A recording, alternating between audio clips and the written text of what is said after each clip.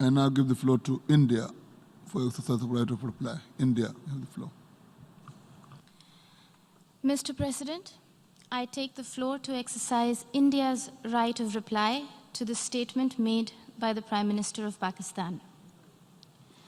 Every word spoken from the podium of this august assembly, it is believed, carries the weight of history.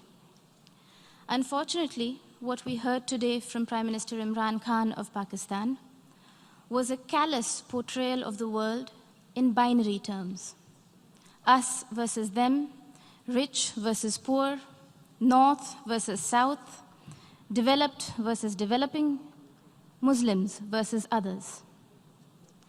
A script that fosters divisiveness at the United Nations, attempts to sharpen differences and stir up hatred are, simply put, hate speech.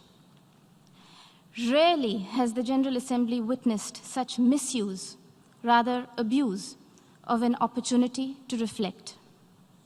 Words matter in diplomacy. The invocation of phrases such as pogrom, bloodbath, racial superiority, pick up the gun, and fight to the end reflect a medieval mindset and not a 21st century vision. Prime Minister Imran Khan's threat of unleashing nuclear devastation qualifies as brinksmanship, not statesmanship. Even coming from the leader of a country that has monopolized the entire value chain of the industry of terrorism, Prime Minister Khan's justification of terrorism was brazen and incendiary. For someone who was once a cricketer and believed in the gentleman's game, today's speech bordered on crudeness of a variety reminiscent of the guns of Dara Adam Khel. Mr. President, now that Prime Minister Imran Khan has invited UN observers to Pakistan to verify that there are no militant organizations in Pakistan, the world will hold him to that promise. Here are a few questions that Pakistan can respond to as a precursor to the proposed verification. Can Pakistan confirm the fact that it is home to 130 UN-designated terrorists and 25 terrorist entities listed by the UN as of today?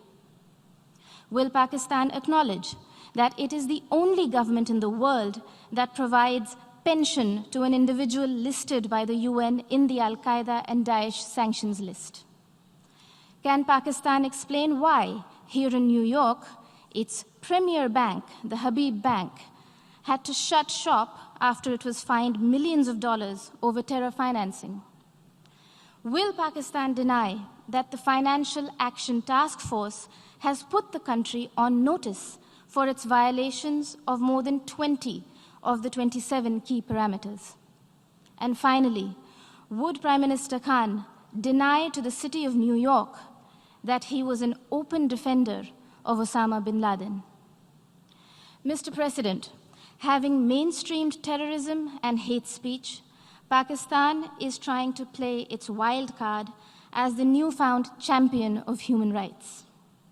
This is a country that has shrunk the size of its minority community from 23% in 1947 to 3% today, and has subjected Christians, Sikhs, Ahmadiyas, Hindus, Shias, Pashtuns, Sindhis, and Balochis to draconian blasphemy laws, systemic persecution, and blatant abuse and forced conversions. Their newfound fascination for preaching human rights is akin to trophy hunting of the endangered mountain goat, the markhor. Pogroms, Prime Minister Imran Khan Niazi, are not a phenomenon of today's vibrant democracies. We would request you to refresh your rather sketchy understanding of history. Do not forget the gruesome genocide perpetrated by Pakistan against its own people in 1971 and the role played by Lieutenant General K Niazi. a sordid fact that the Honorable Prime Minister of Bangladesh reminded this Assembly about earlier this afternoon. Mr. President, Pakistan's virulent reaction to the removal of an outdated and temporary provision that was hindering development and integration of the Indian state of Jammu and Kashmir stems from the fact that those who thrive on conflict never welcome the ray of peace. While Pakistan has ventured to upstream terrorism and downstream hate speech there, India is going ahead with mainstreaming development in Jammu and Kashmir.